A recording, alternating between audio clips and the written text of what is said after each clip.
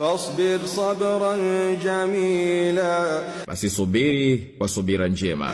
innahum yarawnahu ba'idan wa narahu qariba, wao wanaiona iko mbali na sisi tunaiona iko karibu. yawma takunu as-samaa'u kalmuhl, siku ambayo mbingu zitakapokuwa kama maadeni iliyoyayushwa. wa takunu al-jibalu kal'ihn, na milima itakuwa kama sufi. wala yas'alu hamimun hamima, wala jamaa hatamuuliza jamaa yake. yubassarunahum, ijapokuwa wataonyeshwa waonane.